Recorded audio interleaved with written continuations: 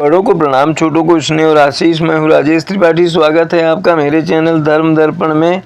हमारे धर्म दर्पण में एक विभाग है जीवन मंत्र। उसमें हम आपको तरह तरह के ऐसे सरल उपाय बताते हैं जिससे आपका जीवन सुचारू रूप से चल सके, जो भी बाधाएं हैं वो दूर हो जाएं। तो आज हम आपको इसके वास्तुशास्त्र के कुछ उपाय बता दे रहे हैं। इसका शीर्षक हमने रखा है वीडियो का, वास्तु के कुछ सरल उपाय जो बदल देंगे आपका भाग्य। आप भले ही वास्तुशास्त्र को अंधविश्वास मानकर छोड़ दें, लेकिन लोग यह मानते हैं कि इसके उपाय सचमुच काम करते हैं। इनका उपयोग कर अनेक लोगों ने लाभ पाया है। आइए इसके बारे में कुछ जानते हैं। वास्तुशास्त्र का शाब्दिक अर्थ वास्तुकला का विज्ञान है। वास्तुशास्त्र एक वैज्ञानिक विज्ञान है, जो वैचारिक विज्ञान है, जो आपके घर या किसी भी मकान में रहने वाली सकारात्मक ऊर्जा, सद्भाव और समृद्धि बनाने में मदद करता है। यह कह सकते हैं कि वास्तुशास्त्र बताता है कि कैसे एक घर को कुछ दिशाओं का सामना करना चाहिए, उसके अनुसार कमरे रखे जाने चाहिए और घर को कैसे सजाया जाना चाहिए। संक्षेप में ये समझ लीजिए कि अगर आप लंबे अरसे से परेशानियां, कर्म जीवन में उलझन और धन की कमी से परेशान हैं, तो वास्तु के कुछ उपाय अपनाकर आप अपने कष्ट दूर कर सकते हैं।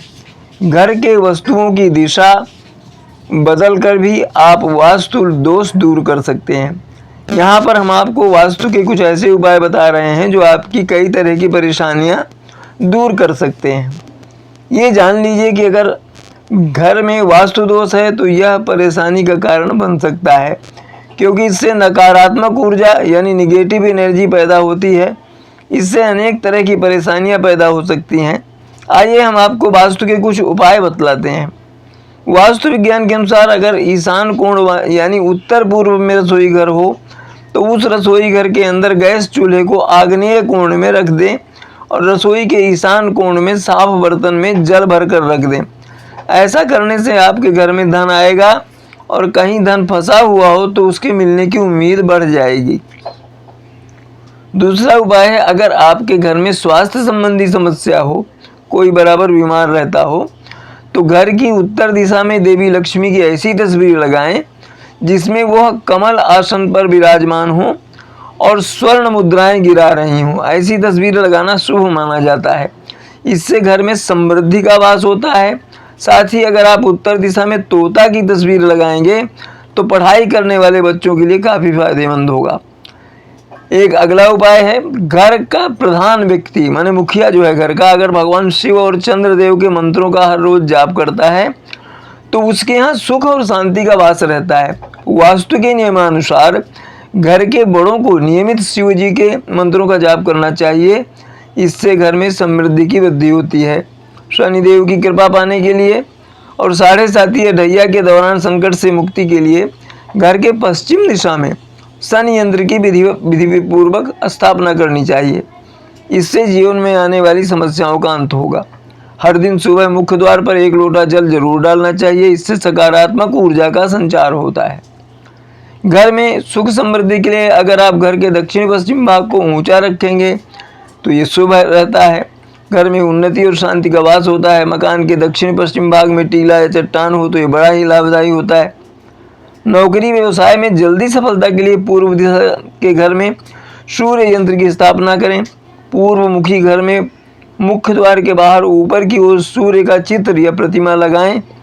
इससे घर में सकारात्मक ऊर्जा का संचार होता है और नकारात्मक ऊर्जा के प्रवाह में कमी आती है। नौकरी और कारोबार के मामले में यह शुभ फलदायी होता है। घर के मध्य भाग को हमेशा खाली रखना चाहिए। अत्यधिक सामान को जब हम इस भाग में रखते हैं तो घर में प्रवेश करने वाली सकारात्मक ऊर्जा जो है इससे बाधित होती है।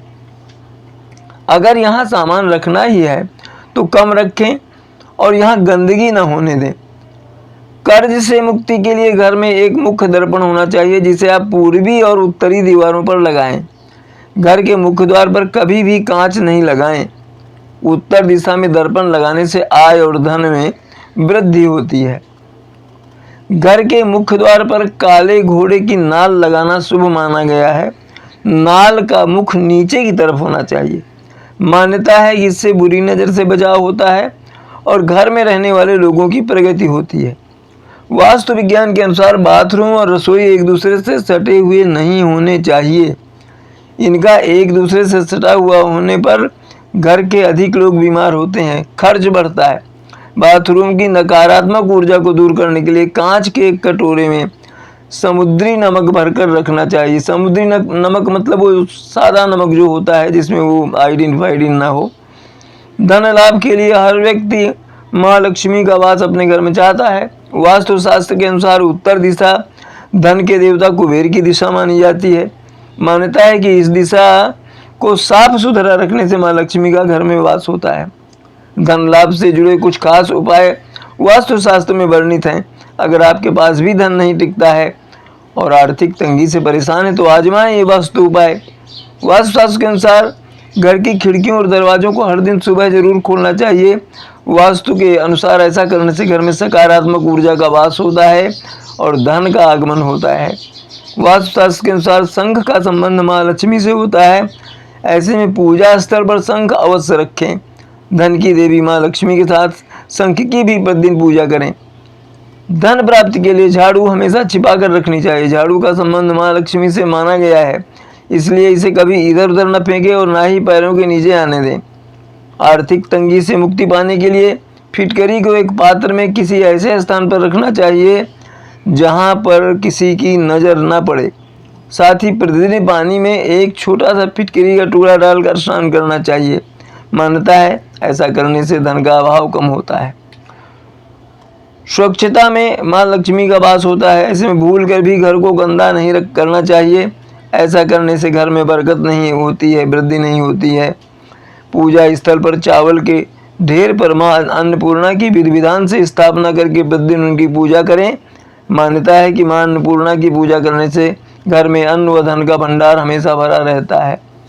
अपने घर से टूटे हुए शीशे, घड़े और घड़ियाँ फेंक देनी चाहिए क्योंकि ये दुर्भाग्य ला सकते हैं। यदि आप वित्तीय मुद्दों और स्वास्थ्य समस्याओं का सामना नहीं करना चाहते तो टूटे हुए दर्पणों और बेकार घड़ियों को काम करने वाली घड़ियों से बदल दें। जैसे भी हो टूटे फूटे इन घड़ियों और बर्तनों को ज़रूर हटा दें। तो ये तो रही वास्तु के कुछ ऐसे उपाय जो आपकी तकदीर बदल सकते हैं और इनको अगर आप अपनाते हैं तो आपकी बहुत सी समस्याएं भी दूर हो सकती हैं। इसी तरह के कुछ और उपाय और धार्मिक वीडियो कुछ लेकर के हम आपके समक्ष फिर सामने आएंगे अगली किसी वीडियो में। तब तक के लिए नमस्कार, प्रणाम। स्वस्थ रहिए, सुरक्षित रहिए और सपरिवार आप पर प्रभु की कृपा रहे।